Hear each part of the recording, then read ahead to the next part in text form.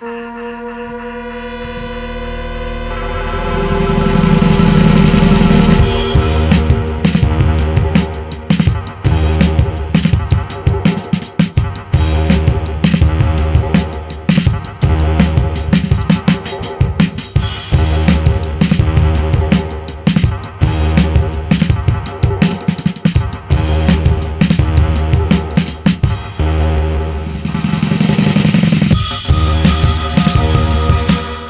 next presentation is entitled Semantics and the Truth About Showing Up. And we're awfully glad that she has shown up all the way from Westchester County, Marcy Axelrod.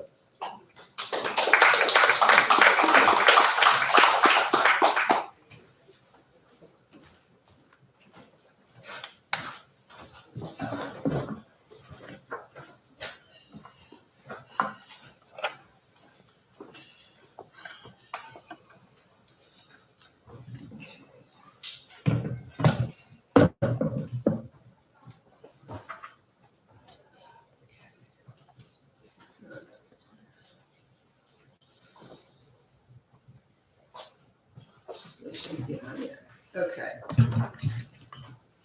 It's okay, I can take this? Yeah. All right. I believe that learning and growth is emergent. So I'm very much hoping that we can create a little bit of an emergent system going on here, because as we just heard, everything flows. And our definition of self is far too narrowly circumscribed. We don't learn just as a self, and we're going to get into what that means. So I believe that there is a phrase that we've all been using our entire lives, tens of thousands of times, and yet we all probably have a different definition of what it means, and no one quite knows the truth about what this phrase means, and yet it determines our moments, it determines our lives, and it determines our legacy. So I believe it's extremely important for us to put a very fine, concrete, deep, and profound understanding on this term. All right, so I want to see a lot of hands up. I'm about to say it, and I want to hear what this phrase means to you. Show up. Can I ask? Yes? Well, it means to rise to the occasion. Mm-hmm. Which means? Well, to take part in what is or isn't happening, and contribute to provide your necessary input. To provide your necessary input, to rise to the occasion. Yes? Well, to quote Ramdas, Yes. be here now. Yeah. I was just going to say that. Be here now. Okay, what else? Well, I was just about to say that. Be here now. Yeah. Now listen now. To be present, I just heard? Be present. And what does that mean? Means life's a gift on record. Yes? Means what? Ready or not, here I come. Ooh, what exactly are you saying there? Plenty of times I show up where I don't feel prepared, I don't feel qualified, I don't feel like I'm going to accomplish what I would aspire to, but I do it anyway. I don't feel prepared, I don't feel ready, I don't feel... What I aspire to, but I have to show up as I am. Have to show up as I am. So there's some insecurity there, imposter syndrome, I heard imposter, yes. But we've got emotions and showing up, yes, what else? I think it was Woody Allen said that 90% of success is just showing up. Just showing up. Okay, let's hear a few more, then we're gonna put a really nice package on this, yes? I would brought up the mantra, just show up, because maybe you learn something and maybe you have something to teach others. But you can't do that unless you show up. Mm-hmm. Like you are fine just the way you are, just go. You're fine just the way you are, so just go. But before that, you said you have something to learn and something to give, Right. so show up. So we have purposeless showing up, We have purposeful showing up. We have it's your moment, let's really live it. We have fear in our showing up. So what is it?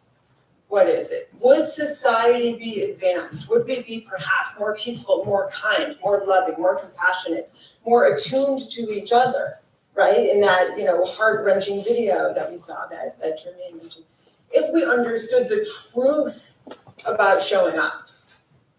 So that's a question that I'm going to ask. We just heard that wonderful speech by, who just spoke? Chris Merritt about the self and about identity. Okay. Let's stay with that for just a moment. We just heard a lot of different definitions. We have a lot of different selves. So we are individuals, right? We also just participated in something. So what else is going on? We're not just selves, we're part of a collective. But there's also a momentary aspect of it. So I'm going to give us a different S word. Situation. We're members of a situation right now, and it is an emergent dance. Getting at what I learned from Stephen. Where is Stephen around here? The improvisation, the betweenness, all these concepts that so many of us have mentioned. What is a situation? It's something that only exists in the attunement, in the resonance, in the togetherness, in the betweenness, in the collective of a moment. Can we be ready for it? As we just heard from back here, can we be ready to show up to this improvisational dance? How much can we really prepare? So once we understand what a situation is and what the self is that's showing up within it, perhaps we can prepare better. Because now we have two understandings of showing up. But there's a third. It was somewhat mentioned, but I'm going to bring us back to our Aboriginal self. Because we have always been in these three roles. So picture a bunch of people putting together some kind of protective shelter. There's a group of people, there's some stones, there's some rocks, there's some animals there. There's some bushes, maybe there's a tiger, maybe the sun is setting, it's getting cold. So all those people working together, they're selves, they're within a situation, and they're a member of something that's much larger. We're sitting here, there's all those people outside, right? We're a member of something much larger than ourselves. The culture of the city of New York, the intellectual group that's right here. So we are in three roles at all times. We show up in three roles at all times. We are always selves. We are always members of a situation. We are always members of something larger, call it society. Those are our three roles. Self, situation, society is irrefutable. We've always been in them.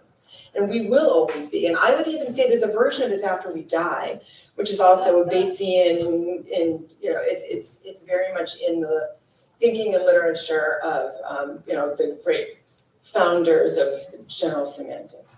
So what I'm trying to do today, and what I believe the contribution of showing up is it's knitting together the intellectual thinking of this group and the very, very practical day-to-day world that we all live in. Because some of us are doing it with this heart-wrenching, like, let's get into the resonance of being one-on-one and honoring the spirit of another, right? Which is what we saw from Jermaine, which is what the trauma theorists are talking about, the mental health people. And then there's the intellectual group here. And what I'm trying to do is create tools that bring us together in the middle. I'm going to show you what they are.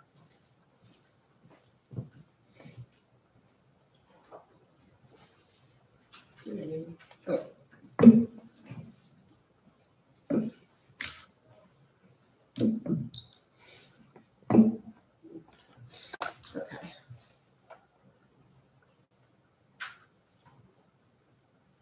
So these are the roles we just went over. Self, situation, society. It's not a fluke that it's in the kind of rough image of a peace symbol.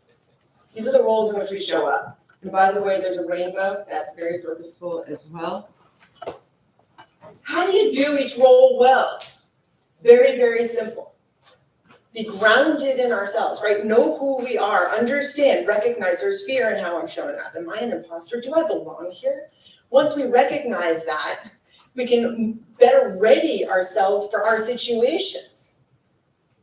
And we can better connect ourselves with society. Now, connectedness, I just use as a starting point. Let's face it, we want to be symbiotic, and we also want to be reciprocal. There was that really wonderful glass vase that I think was in your work, Stephen.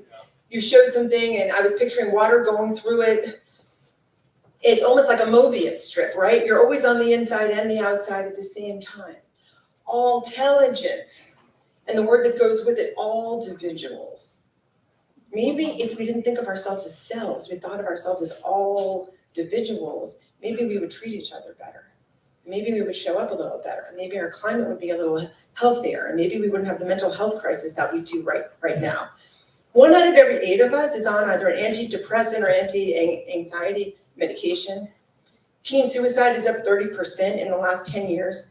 These statistics talk about how sick our society is. I think everyone here knows this. My research started in 1999.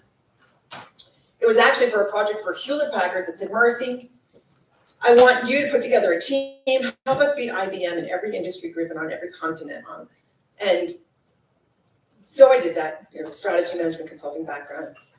And we got data from tens of thousands of people. HP at the time had, I believe, 120,000 people. And it was so very clear. People are trying to achieve the same things. What gets in their way is the same things. Things related to themselves, their situation, and their larger context of society.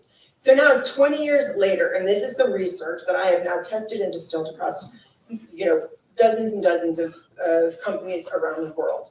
That these are the roles that we're in, and those are the skills that we need. Now, there's a continuum of all of these, right? How do we make this useful, right? And what do we do with this when we wake up in the morning, right?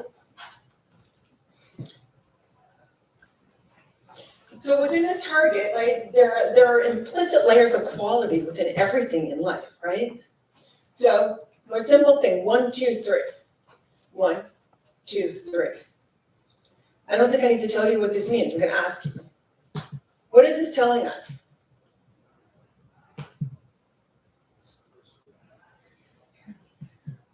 It says barely there. As we've heard from a number of people, most of us just show up, right? That's what you're saying. A lot of us, we just show up to the decisions that we make. We just show up to the degree of contemplation and reflecting that we do.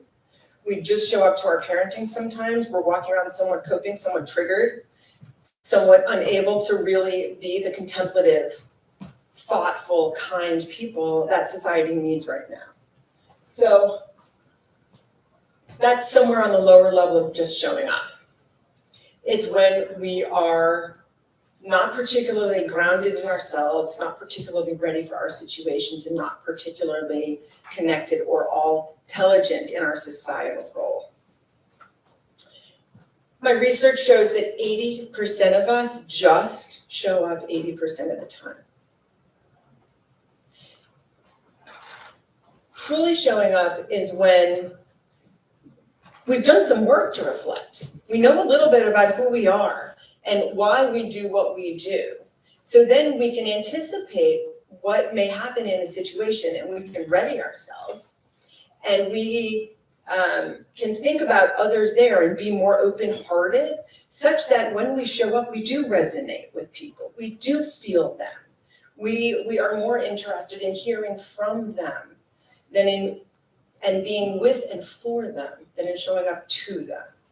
So right now, society is very significantly left-brained. This is the work of Ian McGilchrist. And did he speak here a number of years ago? Right. So his work, and how many of you are familiar with his work? Many. Okay. Essentially, what he's saying, it started with explaining. Look, brains of mammals have 2 halves.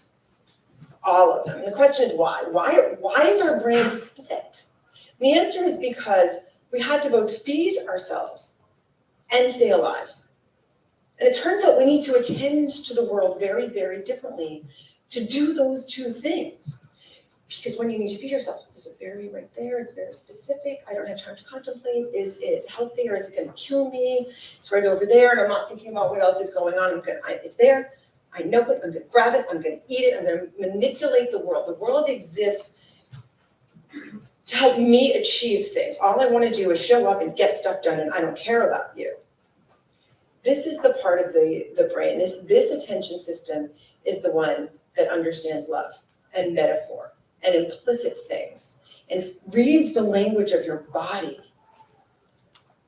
So to truly show up in our societal role, it's extremely important that we use the brain the way that we're designed to, which is that we take in new information on the right side, process it on the left, and then return it to the broader context of this is someone who I care about. All right, I'm gonna just flip through some of these, just so you know, this is what some of the research shows. I think I have just 1 or 2 minutes left. Most of the research shows we can truly show up more at work. Overall, maybe we think we're over here, but really we're not, because people tell me that their parenting is just showing up, and by the time they get home and talk to their partner, they're spent, and the partner gets just whatever's left. So it can be very useful to start to think about these things. Other people have told me, like I quote the president of Mount Sinai Hospital, they use the continuum as a way to allocate what their goals are. I actually think the right way to use it, or a good starting way to use this, is that you say, look, what one thing today do I want to truly show up for? And then you think about, how do I ready myself? How do I ground myself? And how do I make sure I'm connected with any people involved? I won't get into this, but this is the overlap ourselves within society. The situation is the container of our lived moments. It's literally the vessel through which we come alive. And this talks about how before you practice showing up, we're so separate. And what showing up does is it integrates our societal role and our self-role. And then we become the we that Dr. Dan Siegel talks about, and he teaches at school right over here. And he's had 8-year-olds walk up to him and say, we want to have a play date, meaning this friend and I, we. When you're like that, you're not going to bully each other. All right, so I'll stop there. The book's out in a couple months. I'd be happy to just send digital copies to people if anyone wants. It's basically neuroscience, psychology, behavioral economics, biology. It's all science, and yeah, I'm just privileged to share it with this group. I hope it was helpful.